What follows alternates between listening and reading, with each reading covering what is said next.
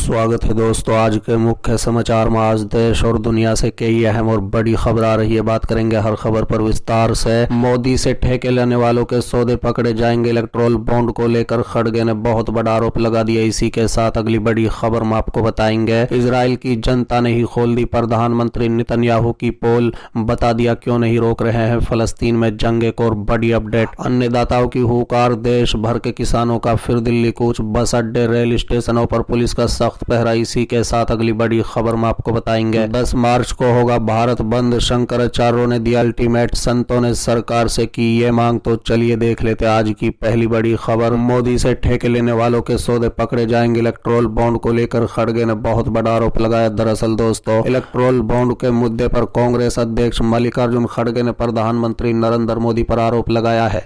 उन्होंने कहा है कि मोदी सरकार नहीं चाहती कि आगामी लोकसभा चुनाव के पहले इलेक्ट्रोल बॉन्ड से जुड़ी जानकारियां लोगों के सामने आए। मल्लिकार्जुन खड़गे ने कहा है कि मोदी सरकार इलेक्ट्रोल बॉन्ड के जरिए अपने संदिग्ध लेन देन को छुपाने के लिए हमारे देश के सबसे बड़े बैंक को ढाल के रूप में उपयोग कर रही है। सुप्रीम कोर्ट ने मोदी सरकार की इलेक्ट्रोल बॉन्ड योजना को असंवैधानिक, आरटीआई का उल्लंघन और अवैध करार देते हुए रद्द कर दिया था और एसबीआई को 6 मार्च तक दान देने वालों की जानकारी साझा करने को कहा था। बता दें, बीजेपी चाहती है कि इसे लोकसभा चुनाव के बाद साझा किया जाए।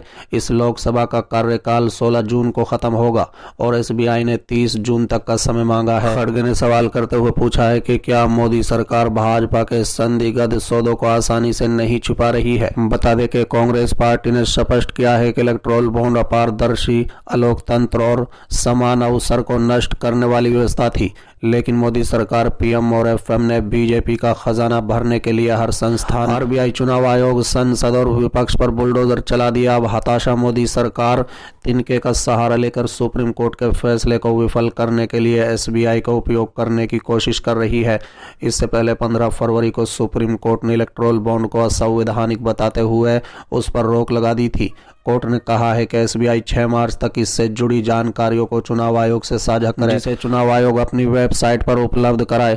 लेकिन अब इस मामले में एसबीआई ने 30 जून तक का समय मांगा है। अगली खबर, इजराइल की जनता ने ही खोल दी प्रधानमंत्री नेतन्याहू की पोल, बता दिया क्यों नहीं रोक रहे हैं फलस्तीन में जंग। दरअसल दोस्तों, फलस्तीन में जंग न रोकने को लेकर दुनिया भर के देश इजराइल से नाराज है। इजराइल के अंदर भी जंग के खिलाफ आवाज उठ रही है। एक सर्वे के मुताबिक इजराइल के 53% नागरिक मानते हैं कि इजराइल के प्रधानमंत्री बेंजामिन नेतन्याहू अपनी सत्ता के लिए गाजा जंग को लंबा खींच रहे हैं। आपकी जानकारी के लिए बता दें कि जंग के शुरू होने के बाद से इजराइल की अर्थव्यवस्था को बड़ा झटका लगा है। इजराइल की जनता महंगाई और मंदी की मार झेल रही है। इजराइल के शहर तेल अवीव में सरकार के खिलाफ कई प्रदर्शन हो चुके हैं। इस रिपोर्ट ने बेंजामिन नेतन्याहू सरकार की चिंताओं को और बढ़ा दिया है। आपकी जानकारी के लिए बता दें, इजरायली चैनल 13 के एक हालिया सर्वे के मुताबिक 53% इजरायलियों का मानना है कि प्रधानमंत्री बेंजामिन नेतन्याहू सत्ता में बने रहने के लिए जानकर युद्ध को लंबा खींच रहे हैं। जब नागरिकों से पूछा गया कि गाजा पर इजरायली युद्ध को आगे बढ़ाने का नेतन्याहू का मकसद क्या है, तो 35% मतदाताओं ने कहा है कि यह पूर्ण जीत सुनिश्चित करना था, जबकि 53% का मानना था कि यह उनके अपने राजनीतिक हित के लिए है। बता दें, इससे पहले बंधकों के परिवार ने प्रधानमंत्री से मिलने का अनुरोध किया ताकि बंधकों की स्थिति के बारे में पता चल सके। बंधकों के परिवार सरकार से जानना चाह रहे हैं कि हमास के साथ चल रही बातचीत का भविष्य क्या होगा। इजरायलियों के बंधकों की रिहाई पर सीज फायर की मांग के बावजूद नेतन्याहू पूर्ण जीत पर जोर दे रहे हैं। बता दें कि साथ ही इजराइल की विपक्षी पार्टियों ने जंग को लेकर नेतन्याहू पर आरोप लगाने शुरू कर दिए हैं। इजरायली मीडिया ने येसरोल बाइडेन की पार्टी का अध्यक्ष एविगडोर लेवरिन के हवाले से कहा है कि नेतन्याहू द्वारा गाजे में युद्ध को सत्ता में बने रहने के लिए इस्तेमाल किया जा रहा है। देश के अंदर और बाहर सीज फायर को लेकर बढ़ते दबाव के बीच इजरायली अखबार हरोतज ने बताया है कि प्रधानमंत्री बेंजामिन नेतन्याहू लड़ाई जारी रखने के निर्देश दिए हैं। चलिए अगली खबर, अन्नदाताओं की हुकार, देश भर के किसानों का फिर दिल्ली कूच, बस अड्डों, रेल स्टेशनों पर पुलिस का सख्त पहरा। दरअसल दोस्तों, किसान आंदोलन अभी थमा नहीं है। देश भर के किसान एक बार फिर से दिल्ली कूच को तैयार है।